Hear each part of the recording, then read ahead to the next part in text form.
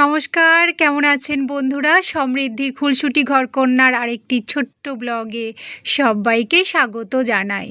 বন্ধুরা, বর্ষাকাল আর বর্ষাকাল মানে খাওয়া দাওয়া, তাই আজ নিয়ে চলে এসেছি সঙ্গীত সমৃদ্ধির দুষ্টুমি, আর সাথে রয়েছে কি মাছের মাথা দিয়ে পুঁই শাক।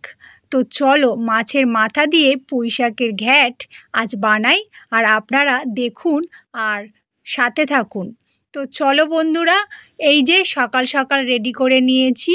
ওখানে আছে কাঁঠালের দানা, ওখানে আছে কুমড়ো, পুঁই শাক, বেগুন, বরবটি, আর সাথে রয়েছে কাতলা মাছের মাথা। তো চলো বন্ধুরা, আজ সকাল সকাল রান্নাবান্না সেরে নিই, কারণ সঙ্গীত স্কুল থেকে চলে আসবে।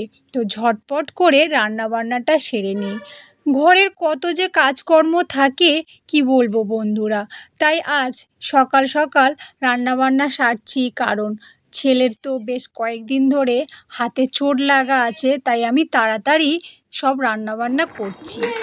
আর এই যে দেখো, দুই ভাই বোন কেমন মজা করছে দেখো। স্কুল থেকে ফিরতে না ফিরতে সঙ্গীত আর সমৃদ্ধি দুজনে খেলতে বসে গেছে। দেখো দেখো, জামা কাপড় ছাড়ার নাম নেই। সঙ্গীত দেখো খেলতে শুরু করে দিয়েছে বোনের সাথে, আর বোন দেখো এক মনে খেলছে দাদার সাথে। দুষ্টু মেয়ে আর দুষ্টু ছেলে কেমন দুষ্টুমি করছে।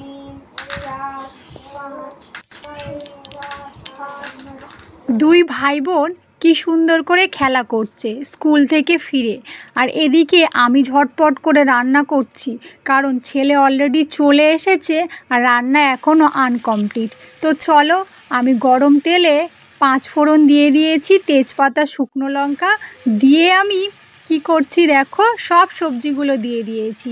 সব কোচানো সবজিগুলো দিয়ে এবার আমি নাড়াচাড়া করব। তো চলো, একদম নাড়াচাড়া করে নিচ্ছি গরম তেলের ওপরে সবজিগুলো। এভাবেই নাড়াচাড়া করলে খেতেও ভালো লাগে আর টেস্টও হয়। তো চলো, সব সবজিগুলো ভালো মতো ভেজে নিলাম।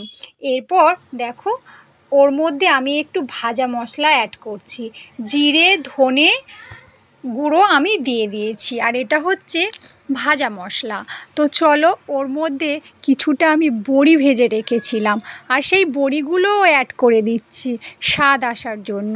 তো চলো, সব কিছু অ্যাড করে আরও একটু মাছের মাথাগুলোও দিয়ে দেব, দিয়ে আমি কিছুক্ষণের জন্য ঢাকা দিয়ে দেব। তো দেখো বন্ধুরা, খুব সহজেই কুমড়ো পুঁই শাক মাছের মাথা দিয়ে একটা ঘ্যাট বানানো হয়ে যাবে, আর চলো খেতেও খুব সুস্বাদু হয়।